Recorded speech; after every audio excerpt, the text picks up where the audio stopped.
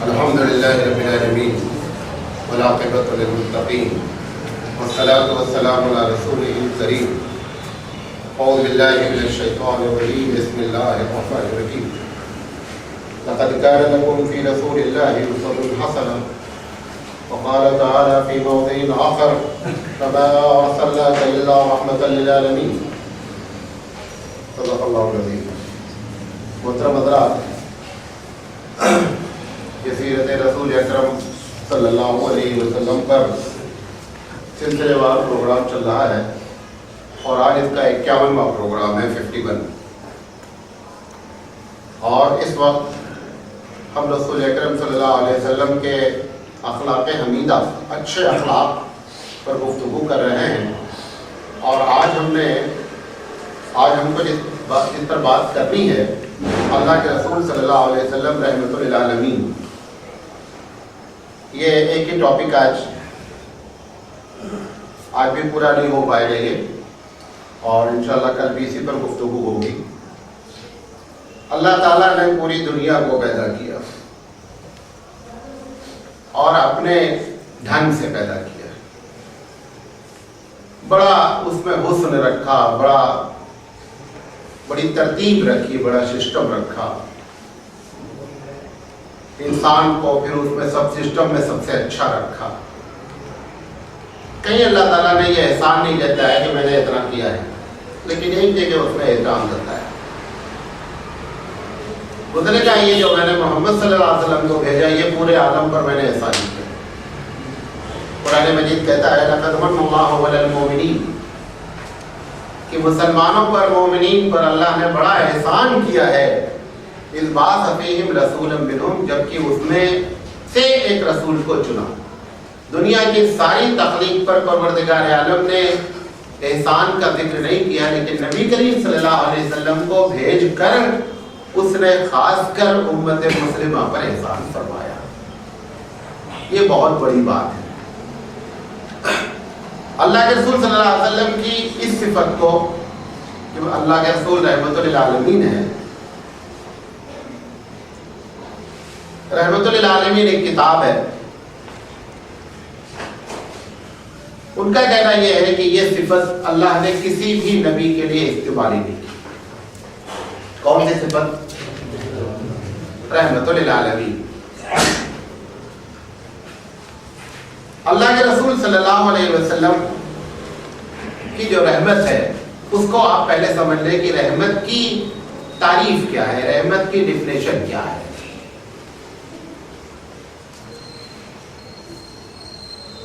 ایک آدمی سزا دے رہا ہے تو یقینی بات ہے کہ آپ کہیں گے کہ وہ جو ہے اس کے اندر رحم نہیں ہے. تو جب تک ایک آدمی جانور کو دبا کر رہا ہے، آپ کہیں گے تو آپ کی کیا رحمت ہے؟ سزائیں بھی دے رہا ہے، قتل بھی کیا گیا ہے، جنگ میں تلوار لے کر کے بھی اترا گیا ہے. ان سارے چیزوں کے باوجود اللہ اس کو رحمت للعالمین کہہ رہا ہے. تو رحمت کی جب تک ہم تعریف نہیں جانیں گے تب تک رحمت کے بارے میں ہم صحیح فیصلہ نہیں کر سکتے. رحمت کسے کہتے ہیں اس کو سمجھ لیں. رحمت میں 3 باتیں ہوتی ہیں. کتنی باتیں ہوتی ہیں؟ ایسی رحمت نہیں کرو کہ انسانیت پریشان ہو جائے. نمبر 1، مثال کے طور پر سارے جانور جو کھائے جاتے ہیں وہ ہماری انسان کے لیے ہماری ضرورت ہے. اگر آپ یہ رحمت دکھلائیں کہ صاحب کسی جانور کو نہیں کھایا جائے تو جانور کے حق میں رحمت ہوا، لیکن ہمارے اوپر ظلم ہو گیا، جبکہ ہماری خدمت کے لیے ہی سارے جانور پیدا کیے گئے. تو رحمت میں سب سے پہلی کنڈیشن کیا ہے؟ ایسی رحمت نہیں دکھلائی جائے گی کہ جس سے کون پریشان ہو جائے؟ انسان پریشان ہو جائے. بات سمجھے؟ نمبر 1.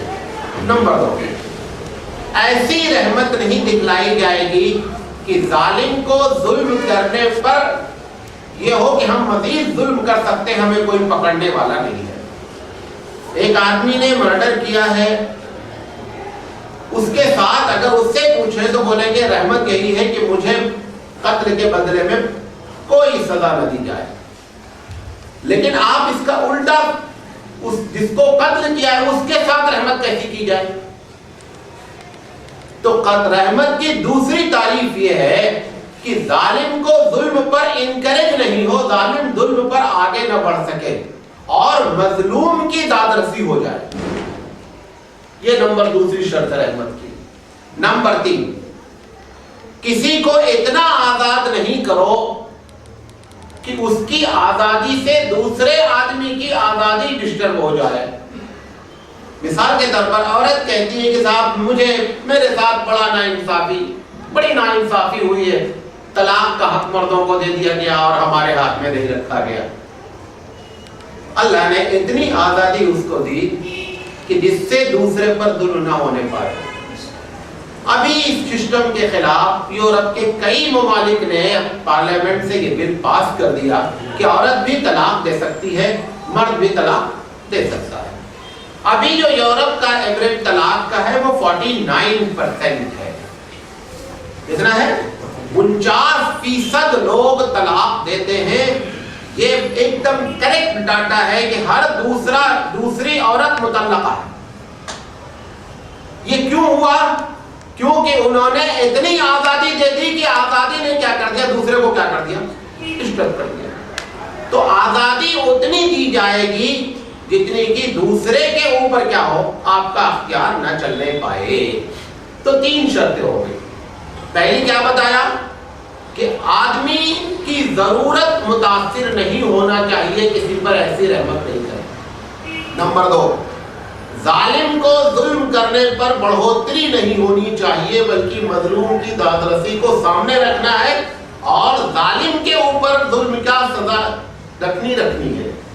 نمبر 3، اتنی آزادی نہیں دیں کہ دوسرا آدمی اس آزادی کی بنیاد پر پریشان ہو جائے. ان 3 باتوں کو مد نظر رکھتے ہوئے اللہ کے رسول رحمت للعالمین. بات سمجھے میری؟ میں جو کہنا چاہ رہا ہوں، اب ہم جتنے اس میں باتیں پیش کریں گے آپ ان تینوں کو اپلائی کرتے رہیں کہ یہ تینوں میں سے کوئی نہ کوئی چیز وہاں پر لاگو ہو رہی ہے. اس پر لوگوں نے بہت کچھ لکھا ہے. آپ کو حیرت ہوگی کہ پوری کتاب صرف اسی ٹاپک پر لکھی گئی ہے کہ اللہ کے رسول رحمت للعالمین ہے. اور لکھنے والے نے ماشاءاللہ اللہ کے رسول کی صفت بھی ایسی ہے کہ 25 جلدوں میں سیرت پر بعض کتابیں عربی میں لکھی گئی اور اس کے باوجود اس نے آخر میں یہ لکھ دیا کہ میں مکمل نہیں کر سکا. اللہ کے رسول صلی اللہ علیہ وسلم اسے ایسی صفات کے مالک ہے. اب ہم ایک پر بات کریں گے کہ اللہ کے رسول صلی اللہ علیہ وسلم، ساری پر تو ہم نہیں بات کر سکتے، موٹی باتوں پر ہم بات کریں گے جس سے ہمارا تعلق ہے. سب سے بڑی رحمت اللہ کے رسول کی یہ ہے کہ اس نے ہم کو اور اللہ کو ہاٹ لائن پر کر دیا. دنیا کے جتنے مذاہب تھے ہر مذہب نے اللہ سے ملنے کے لیے بیچ میں ایک بیریئر لگا رکھا تھا. آپ جب تک فادر سے نہیں مل سکتے ہیں تب تک آپ اوپر بھی نہیں جا سکتے. جب تک آپ برہمن کو خوش نہیں کر سکتے ہیں تب تک رب راضی نہیں ہو سکتا ہے. سارے مذہب والوں نے بیچ میں ایک میڈیٹر رکھا اور وہ میڈیٹر جان بوجھ کر رکھا تاکہ ہماری روزی روٹی چلتی رہے.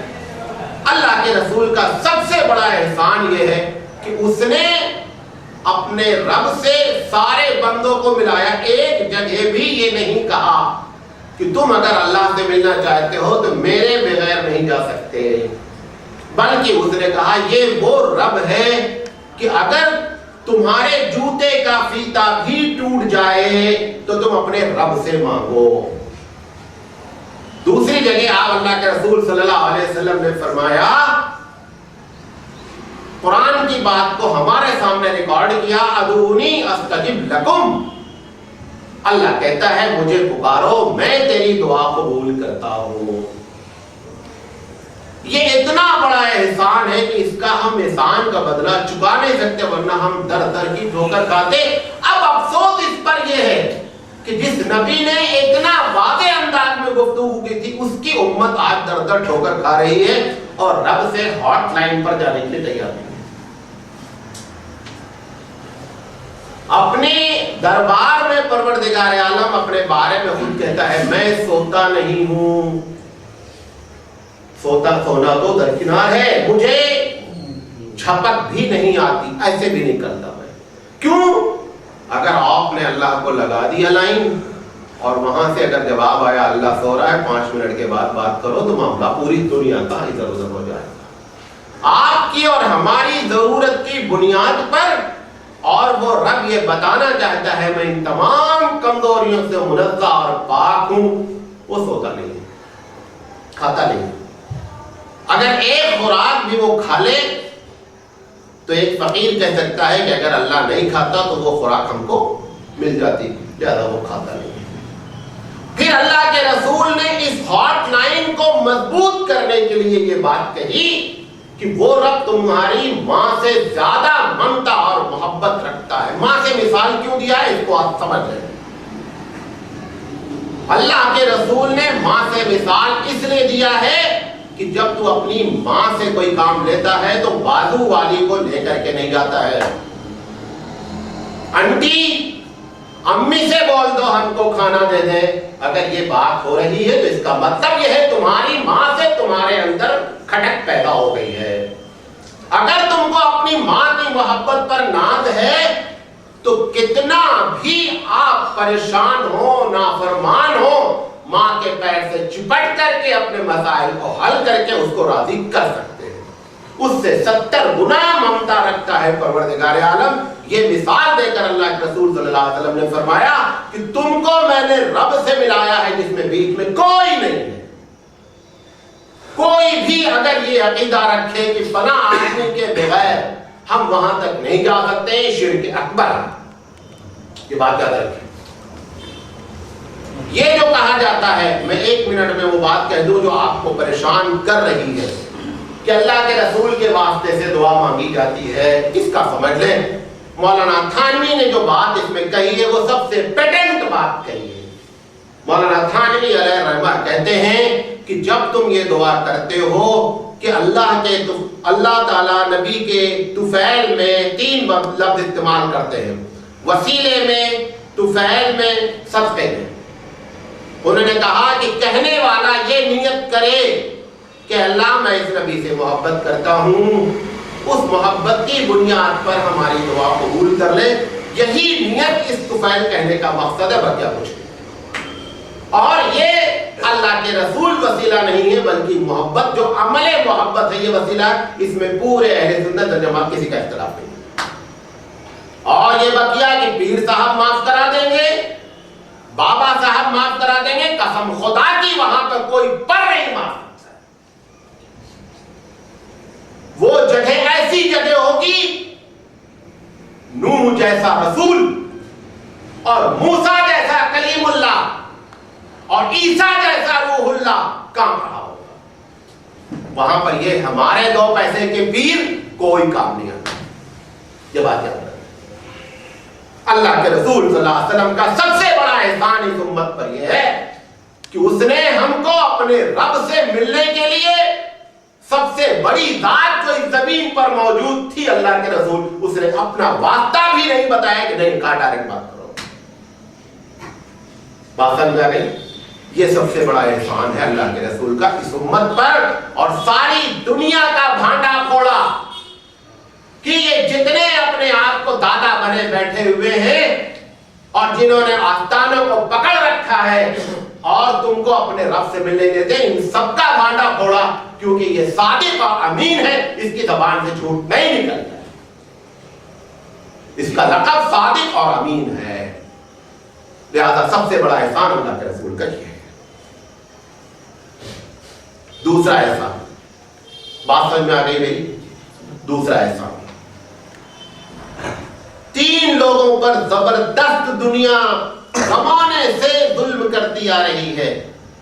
یہ امریکہ، یہ یورپ، آج جو ہیومن رائٹس پر بڑی بڑی تقریریں اور بڑے بڑے جو ہے وہ ان کے آرگنائزیشن ہیں، ان کی 100 سال کی پرانی تاریخ اٹھا لیں تو آپ اپنے آنکھوں کو بند کر لیں گے پڑھنے سے پہلے اور کانوں میں انگلیاں ڈال لیں گے. گاندھی جی نے جس وقت یورپ کا سفر کیا ہے، آپ کو حیرت ہوگی، بس میں سیٹیں 2 ہوتی تھیں، یہاں پہ کالا بیٹھے گا، یہاں پہ گورا بیٹھے گا. یہاں پہ گورا بیٹھے گا، وہاں پر اگر کالا بیٹھ جائے گا فائن بھی ہوگی، جیل بھی ہوگی. یہ صرف 70-80 سال پہلے کی بات کر رہا ہوں. یہ حالت دنیا میں تھی امیر غریب، اونچ نیچ، ذات پات، رنگ نسل زبان کی. قربان جائیے نبی کریم صلی اللہ علیہ وسلم نے جن لوگوں پر سب سے زیادہ ظلم ہو رہا تھا وہ 3 لوگ. کتنے لوگ تھے؟ 3 لوگ تھے.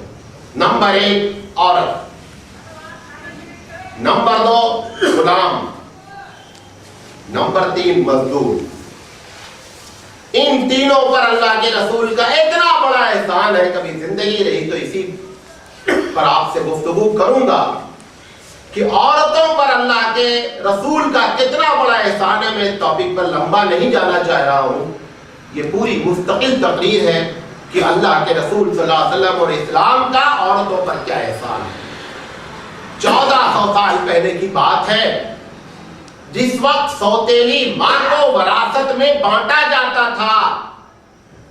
اللہ کے رسول نے فرمایا الجنہ تحت قدم الامہات، تمہاری ماں کے پیروں کے تلے جنت ہے.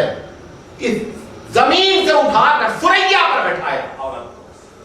تصور کوئی نہیں کر سکتا تھا کہ عورت کے بارے میں یہ جملہ کہا جا سکتا ہے کہ اس کے پاؤں کے نیچے جنت ہے.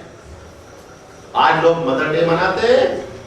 مدر ڈے تو اس دن دے تھا جس دن اللہ کے رسول نے یہ جملہ کہا ہے، وہ مدر ڈے. اللہ کے رسول صلی اللہ علیہ وسلم نے اس مقام پر عورت کو پہنچایا یہاں تک فرمایا کہ اگر وہ کافر بھی ہے، صرف شرک میں اس کی اطاعت نہیں کی جائے گی، بلکہ ہر چیز میں اس کی اطاعت لازم ہے. باپ کے بارے میں تو سارے لوگ عورتوں مردوں کو بڑا اونچا مقام دے رہے تھے، لیکن عورت کی کوئی پچھتری نہیں تھی.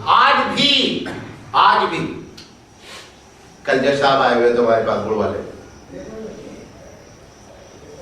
ہم نے کہا کہ پوری دنیا میں، آپ تو اس پوسٹ پر رہ چکے ہیں، پوری دنیا کی بات کر رہا ہوں، کسی مذہب نے عورت کو پراپرٹی میں حصہ نہیں دیا ہے. کسی مذہب نے نہیں دیا ہے. اگر پراپرٹی میں حصہ مل رہا ہے تو پارلیمنٹ نے بنایا ہے، مذہب سارے کے سارے کورے چیلنج اس بات کا. اللہ کے رسول صلی اللہ علیہ وسلم نے عورت کو 4 حیثیت سے، بحیثیت ماں یہ مقام دیا. حصہ کتنا دیا معلوم آپ کو؟ مختصر بتا دیتا ہوں، یہ ٹاپک ایسا ہے کہ بڑا لمبا ہے. عورت کو ہر حال میں بچے کے مرنے کے بعد یا بچی کے مرنے کے بعد عورت کا شیئر ہوتا ہے، اس کا ماں کا شیئر ہوتا ہے. 2 شیئر ہوتے ہیں. مرنے والے کے اگر اولاد موجود ہے تو ماں کو 1/6 ملتا ہے، 1/6. اور اگر مرنے والے کی اولاد موجود نہیں ہے تو ماں کو 1/3 ملتا ہے. چاہے مرنے والی لڑکی ہو یا مرنے والا لڑکا ہو، there is no difference، کوئی فرق نہیں. کسی دنیا نے آج تک یہ حصہ نہیں دیا ہے. بیوی کے بارے میں کیا فرمایا؟ ہم کتنے اچھے ہیں آپ کے سامنے، مولانا صاحب بہت لو آدمی 4 آدمی سلام مارے. اللہ کے رسول نے فرمایا تمہارے اچھائی کا سرٹیفکیٹ خیرکم لأہلہ. جب تک تمہاری بیوی تم کو اچھا نہیں بولتی ہے، معاشرہ پورا اچھا بولتا رہنا چاہیے. اس کی وجہ کیا ہے؟ اس کی وجہ یہ ہے کہ بیوی کے ساتھ ہم 24 گھنٹے رہتے ہیں، وہاں پر مصنوعی کیریکٹر، آرٹیفیشل کیریکٹر نہیں چل سکتا. وہاں ہم اپنی اوریجنل حالت میں ہوتے ہیں.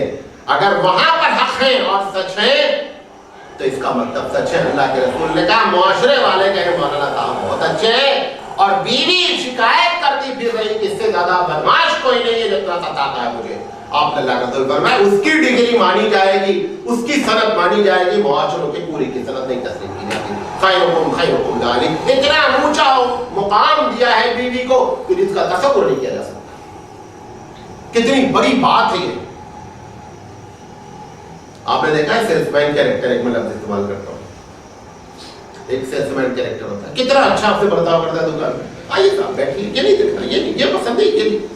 آپ کیا سمجھتے ہیں اگر وہ کیریکٹر وہ 24 گھنٹہ ہو جائے تو فرشتے مسافہ کرنے لگے اس سے؟ یہ سیلس مین کیریکٹر ہے جو آرٹیفیشل ہوتا ہے، جو چند گھنٹوں کے لیے ہوتا ہے، کیونکہ اس کے پیچھے اس کا مفاد ہوتا ہے. اللہ کے رسول صلی اللہ علیہ وسلم نے بیوی کو یہ مقام دیا، خیرکم خیرکم لأہلہ۔ اب اس کی پراپرٹی کا حصہ سن لیجیے، سب کا پراپرٹی کا حصہ بتا دیتا ہوں آج۔ اگر مرنے والا، یقینی بات ہے شوہر مرا ہوگا تبھی بیوی ہے وہ، اگر مرنے والا مرا اور اس کی اولاد موجود ہے، چاہے اس بیوی سے یا پہلی بیوی سے، تو بیوی کو 1/8 ملے گا، 1/8، یعنی 100 روپے کو اگر ڈیوائیڈڈ بائی 8 کیا جائے تو جتنا حصہ آئے گا وہ بیوی کا حصہ ہے۔ اور اگر مرنے والے کی اولاد موجود نہیں ہے تو بیوی کو 1/4 ملے گا۔ یہ سوال نہیں کرو 3/4 کہا جائے گا، وہ بقیہ لوگ جو موجود ہیں وہ دوسرا سوال ہے۔ فی الحال یہ جانے یہ کبھی محروم نہیں ہو سکتی، کون؟ بیوی۔ ماں کبھی محروم نہیں ہو سکتی کسی بھی حالت میں۔ اب آئیے بیٹی کے اوپر، 80 لڑکیوں کو اللہ کے رسول نے اپنی زندگی میں گارنے سے پہلے بچایا اور ان سے جا کر کے ان کی منت سماجت کر کے کہا کہ اگر اس بچی کا خرچہ نہیں برداشت کر سکتے میں اس کا خرچہ برداشت کروں گا، لیکن خدا کے واسطے اس بچی کو دفن نہیں کروں۔ فخر تھا دفن کرنا۔ ایک صحابی اللہ کے رسول سے اپنے اسلام لانے کا بعد کا واقعہ بیان کرتے ہیں۔ اللہ کے رسول بیٹھے ہوئے تھے، وہ بتانا چاہ رہے تھے کہ اللہ رسول میں نے اتنا بڑا گناہ کیا ہے، میرے لیے آپ دعا فرما دیں۔ پر میں میری بچی 5-6 سال کی تھی، اور آپ کو حیرت ہوگی قتل کرنے میں دونوں شریک ہوتے تھے۔ کون؟ وہ بھی عورت ہے جو ماں، وہ بھی برابر کی شریک ہوتی ہے۔ حیرت ہوتی ہے کہ وہ خود عورت ہے اور عورت کو قتل کرانے جا رہی ہے۔ اللہ کے رسول صلی اللہ علیہ وسلم کے بعد اور صحابی بیان کرتے ہیں کہ 5-6 سال کی بچی تھی ہماری، ہم نے اس سے کہا کہ آج ایک میلہ ہے کہ تم کو میلہ لے چلے۔ بچی بڑا خوش ہو کر کے اچھے اچھے کپڑے پہنے، جو اس کے گھر میں اچھے کپڑے پہنے، باپ لے چل کے چلا۔ تھوڑی دور کے بعد شہر ختم ہو گیا۔ وہ پوچھتی ابا میلہ کدھر ہے؟ چلا بیٹا آ گیا، اور لے گیا اور لے گئی اور لے گئی، جب کافی دور ہو گئی جہاں سے پہلے سے اس نے انتظام کر رکھا تھا، وہاں پہنچ کر کے اس نے گڈھا کھودنا شروع کیا۔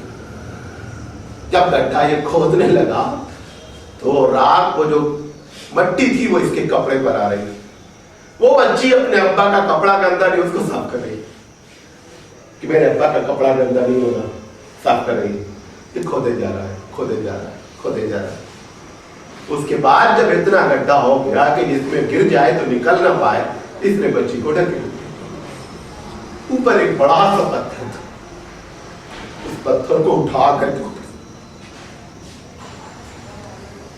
یہ مار کر کے سمجھ گئے بچی مر گئی، مر تو گئی، وہ دھوپ بھی تھی پیاس بھی تھی، وہاں سے جب آنے لگے تو کہتے ہیں کہ اس کی میرے کانوں میں اس کی آواز آ رہی تھی ابا ابا، اور میں اس حالت میں چھوڑ کر کے آیا۔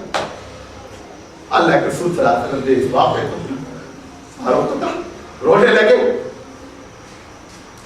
زبردست آنکھوں سے آنسو جاری ہو گیا۔ یہ اللہ کے رسول کا اتنا بڑا احسان ہے قریش پر۔ قریش کے کچھ قبیلے کرتے تھے، عرب کے قبیلے کرتے تھے، لیکن اللہ کے رسول نے 80 ایسی لڑکیوں کو بچا کر کے بتایا۔ پھر اس کے دل میں کیا بتایا؟ کہا اگر کسی نے 2 بچی کی تربیت کی اور اس نے لڑکے اور لڑکی کے درمیان میں ڈسٹنگوش نہیں کیا، ممتاز نہیں رہا، فرق نہیں کیا، آپ نے فرمایا کہ میں اور وہ جنت میں ان 2 انگلیوں کے مانند ہوں گے۔ اتنا بڑا درجہ لڑکی کی پرورش پر کیا، اس میں شرط یہ رکھی کہ لڑکا اور لڑکی میں فرق نہیں کریں۔ اللہ کے رسول صلی اللہ علیہ وسلم نے دوسرے صحابہ نے 3 لڑکی کے بارے میں، ان کے 2 ہی لڑکی تھی، انہوں نے کہا اللہ کے رسول اگر 2 لڑکی کسی نے تربیت کی، آپ نے فرمایا 2۔ بعض روایت میں آتا ہے کسی نے کہا اگر 1 لڑکی، اللہ کے رسول نے کہا 1 لڑکی تھی، لیکن یہ کبھی نہیں سمجھے کہ یہ لڑکی ہے۔ اللہ کے رسول صلی اللہ علیہ وسلم اتنا خوش ہوتے تھے بچی کی پیدائش پر، جس کا کوئی جواب نہیں ہے۔ آج بھی ہم مرڈر کر رہے ہیں، آپ کو معلوم ہے عرب لوگ پیدا ہونے کے بعد مرڈر کرتے تھے، ہم ایڈوانس ہو گئے ہیں، ہم پیدا ہونے سے پہلے پریگننسی کو ضائع کر دیتے ہیں, حمل کو ضائع کر دیتے ہیں. اگر ہمیں یہ معلوم ہو جائے کہ پیدا ہونے والی لڑکی ہے, اس مرڈر میں اس مرڈر میں کوئی فرق نہیں ہے, دونوں مرڈر ہے. آپ کو معلوم ہے 2008 میں چائنا کی رپورٹ آئی تھی کہ 4 کروڑ مرد چائنا میں زیادہ ہو چکے ہیں, لڑکیاں کم ہو گئی ہیں. وجہ یہ ہے کہ ہر آدمی چاہتا ہے کہ ہر دوسرے چائلڈ پر وہاں پہ ٹیکس ہے. اس ٹیکس سے بچنے کے لیے آدمی چاہتا ہے کہ ایک بچہ ہو اور وہ بچہ کیا ہو, مرد ہو. لہذا اس چکر میں جو پریگننسی کو ضائع کیا گیا ہے وہ 4 کروڑ پاپولیشن اوپر نیچے ہو گئی, عورت کم ہو گئی, مرد زیادہ ہو گئے. اللہ کے رسول صلی اللہ علیہ وسلم نے 1400 سال پہلے اس کو روکنے کی کوشش کی اور اپنی پوری زندگی میں ایسا روکا کہ اس کے بعد جو آپ نے صحابہ کے مزاج کو آپ نے جو ڈیولپ کیا, آپ حیرت کریں گے کہ لڑکیوں سے وہ اتنی محبت کرنے لگے تھے. وہی صحابہ جو زندہ درگور کرنے پر کالر جھاڑتے تھے, وہی صحابہ کو جب اللہ کے رسول نے لڑکی کی عزت اور احترام کی بات کی تو سر تسلیم خم کر دیا. اس لڑکی کا کیا حصہ ہے یہ بھی سن لو. اگر ایک لڑکی ہے کسی کی, لڑکا نہیں ہے, پراپرٹی کا 50% جائے گا. اگر 2 لڑکی ہیں یا 2 سے زیادہ ہیں اور لڑکا موجود نہیں ہے تو 2/3 جائے گا.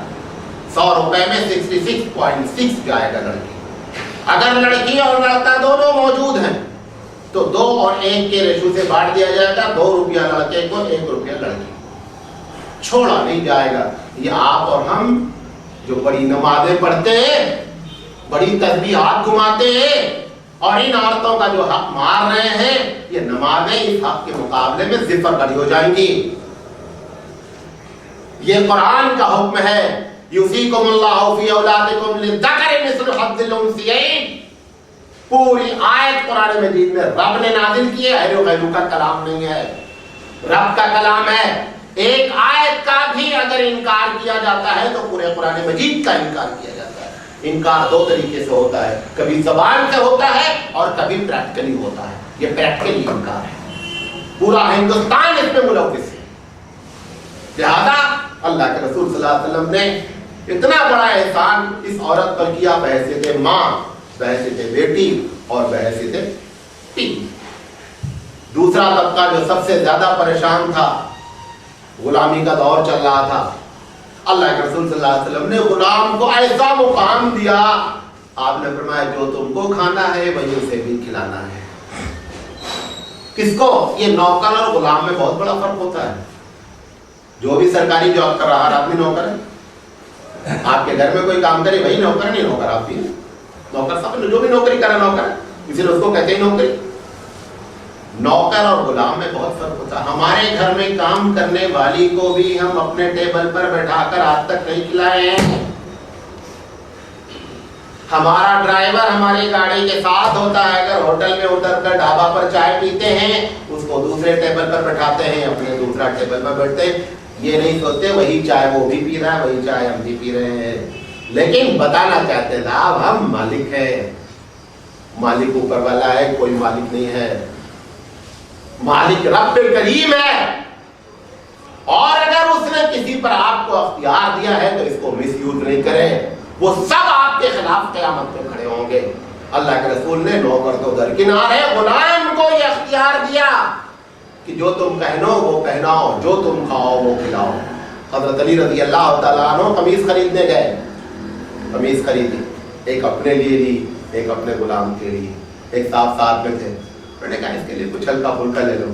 کہا نہیں. اللہ کے رسول نے فرمایا جو پہننا ہے وہی پہنانا ہے, جو کھانا ہے وہی کھلانا ہے. آج کیا ہے, گھر کا بچا ہوا نوکر کو دیا جاتا ہے, اس کی خاص پلیٹ رکھی جاتی ہے, کہنے کے لیے مسلمان ہے.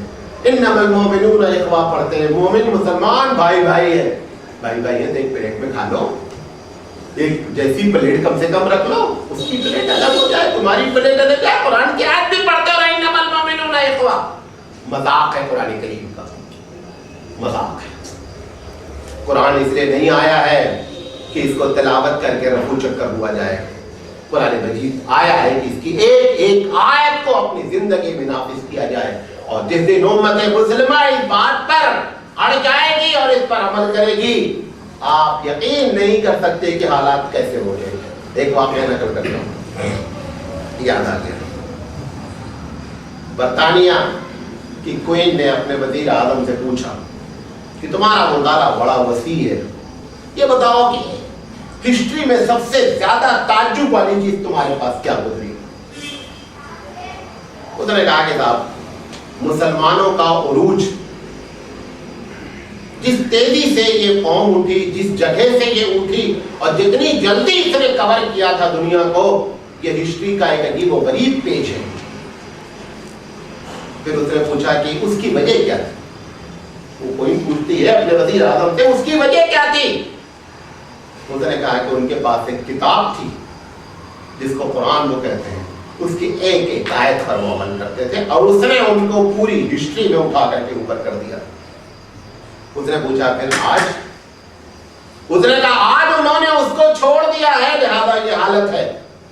پھر ایک جملہ بڑا خطرناک اس نے کوئی ان سے کہا، اس نے کہا ملکہ، خطرہ اس بات کا ہے کہ اگر یہ قوم پھر اسی قرآن پر عامل ہو گئی تو ہم سب کا پکا صاف ہو جائے گا۔ یہ اس وقت کی بات ہے جبکہ ملکہ برطانیہ کے ملک میں سورج نہیں ڈوبتا تھا، اتنا چوڑا لمبا علاقہ تھا کہ 24 گھنٹے کہیں نہ کہیں سورج نکلا رہتا تھا۔ اس وقت اس وزیر اعظم نے یہ جملہ کہا تھا کہ اگر آج بھی یہ قوم پلٹ آئی اپنی اس کتاب کی طرف تو ہم سب کا پکا صاف ہو جائے گا۔ یہ قرآن کریم ہمارے نہ پڑھنے، نہ سمجھنے، نہ عمل کرنے کے نتائج ہیں کہ ہم ان چھوٹی چھوٹی باتوں میں گرفتار ہیں اور قیامت میں بچ نہیں پائیں گے۔ خدا کو حاضر ناظر جان کر کہتا ہوں، بچ نہیں سکتے، کوئی نہیں بچ سکتا۔ اس کتاب کے ساتھ مذاق چھوڑ دیں۔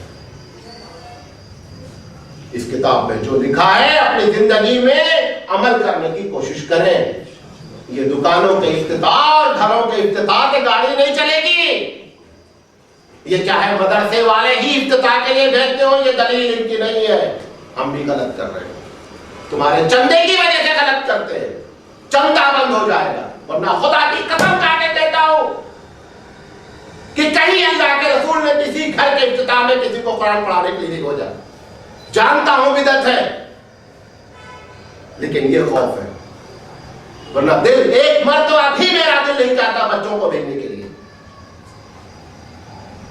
اس کتاب کے ساتھ ایسا مذاق کیا جا رہا ہے۔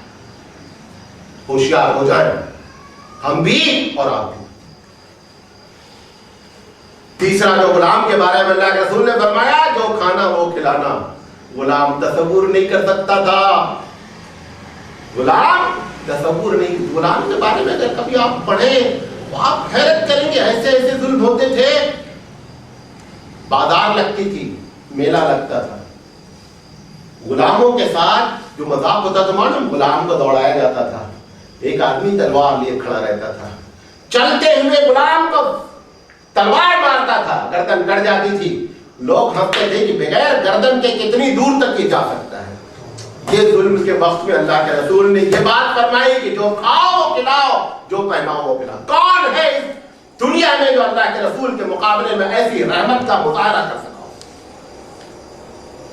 اس لیے اللہ تعالیٰ ایسے اللہ نہیں بولتا۔ اس کے سامنے آدم سے لے کر کے نبی کریم صلی اللہ علیہ وسلم تک اربوں خربوں لوگ گزر چکے تھے، بڑے نیک، بڑے بڑے انبیاء، بڑے بڑے رسول گزر چکے تھے، کسی کو اس نے نہیں کہا وما ارسلناک الا رحمۃ للعالمین۔ صرف اللہ کے رسول کو کہا گیا وما ارسلناک الا رحمۃ للعالمین۔ تیسرا طبقہ جو پریشان تھا وہ مزدور تھا۔ کون تھا؟ مزدور تھا۔ مزدور کے ساتھ آج بھی یہی ہو رہا ہے، اس وقت اور زیادہ ہو رہا ہے۔ اللہ کے رسول نے معلوم کیا بات بتائی؟ کہا اگر کسی نے مزدور کو مزدوری پر رکھا، دو حدیثیں بیان فرمائی، بیان کر رہا ہوں، حدیثیں تو بہت سی ہیں کیونکہ میں مختصر ہی بات کر سکتا ہوں، ورنہ ایک ایک چیز ایک ایک ٹاپ۔ آپ نے فرمایا کہ اس کے پسینے کے سوکھنے سے پہلے پیمنٹ کر دو۔ آج کیا ہے، کام کیا ہے، آیا ہے بیچارہ مزدوری لینے، کل آنا بھائی، ارے آج کیوں نہیں دے رہے بھائی؟ کام اس نے آج کیا، کل کیوں بلا رہے اگر وہ آج اس کو ضرورت ہے تو؟